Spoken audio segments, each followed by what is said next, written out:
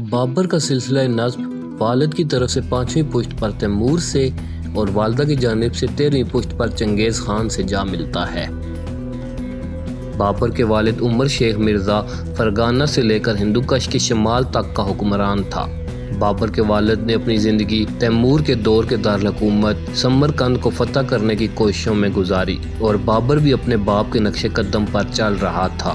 10 سال تک بابر سمرقند کو فتح کرنے کی کوششوں میں رہا اور اس دوران اس نے 2 مرتبہ مکمل طور پر اسے فتح بھی کیا، مگر بابر کے اپنے رشتہ داروں سے بھی زیادہ خطرناک دشمن محمد شیبانی خان نے اسے سرپول میں شکست دی اور تقریباً 3 سال کے عرصے میں اس سے نہ صرف سمرقند چھین لیا بلکہ بابر کو فرغانہ کی حکومت سے بھی ہاتھ دھونا پڑا۔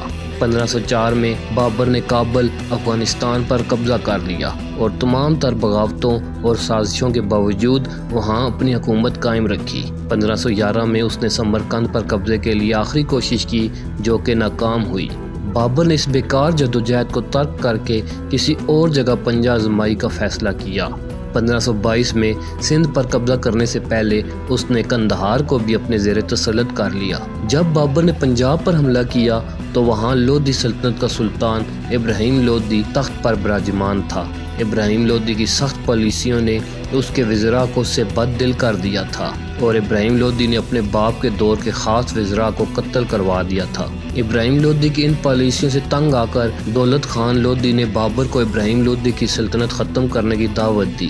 بابر نے 3 بار پنجاب پر حملہ کیا لیکن وہ پنجاب اور دہلی کی سیاست کو سمجھنے اور وہاں مضبوطی سے قدم جمانے میں ناکام رہا۔ البتہ دہلی سلطنت مسلسل جھگڑوں میں الجھی ہوئی تھی اور اس کو گرانے کا راستہ ہموار تھا۔ ابراہیم لودھی نے تیز رفتار قاصد لاہور کے حکمران دولت خان کی طرف بھیجے مگر دولت خان نے ابراہیم لودھی کی مدد کرنے سے انکار کر دیا۔ ابراہیم لودھی نے اپنا ایک لشکر دولت خان پر چڑھائی کے لیے بھیجا۔ جس وقت یہ لشکر پنجاب میں داخل ہوا بابر بھی اپنے لشکر سمیت پنجاب میں داخل ہو چکا تھا۔ ابراہیم لودھی کے لشکر کا سامنا بابر کے لشکر سے ہوا اور بابر کو فتح حاصل ہوئی۔ اب بابر لاہور پر قبضہ کر چکا تھا۔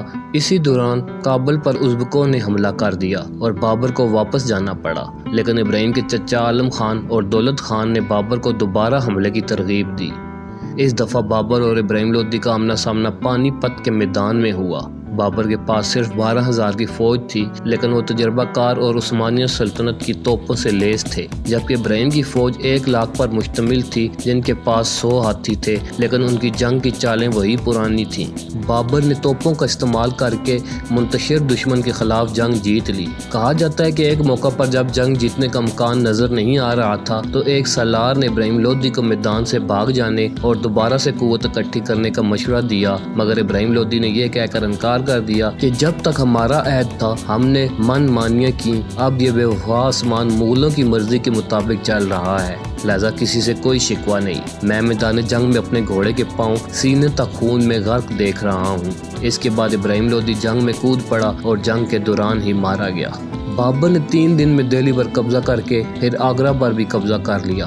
بابر کے سپاہی اس تیز گرمی سے تنگ آ گئے اور واپس جانا چاہتے تھے۔ بابر نے اس مسئلے کا ادراک ایسے کیا کہ کمانڈروں کو جاگیریں دے دی، یوں وہ کمانڈر یہیں رہنے پر مجبور ہو گئے۔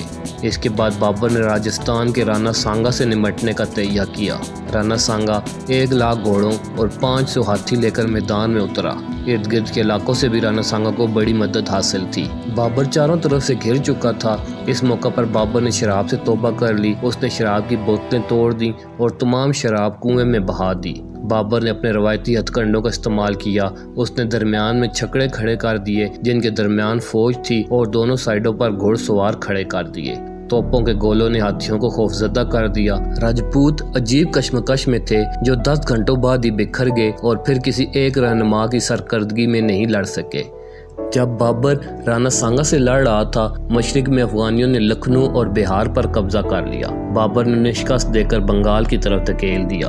بابر کا اب قندھار سے لے کر بنگال تک غلبہ تھا اور جنوب میں راجپوتوں کے ریگستان سے گوالیار اور چندری تک کے اس عظیم علاقے میں جہاں کوئی انتظامیہ نہیں تھی بس سرداروں کے آپس کے جھگڑے تھے، فتح کرنے کے بعد پرسکون اور منظم کرنا پڑا۔ اس طرح بابر نے ورثہ اپنے بیٹے ہمایوں کو منتقل کیا۔ 1530 میں جب ہمایوں سخت بیمار ہوا تو بابر ہمایوں کے بستر کے گرد چکر لگاتا جاتا اور ہمایوں کی جگہ اس کی زندگی لینے کی دعا کرتا جاتا۔ یوں اس نے 7 چکر لگائے، ہمایوں سے احتیاب ہو گیا اور بابر کی صحت بگڑتی گئی۔ یوں اسی سال بابر فوت ہو گیا۔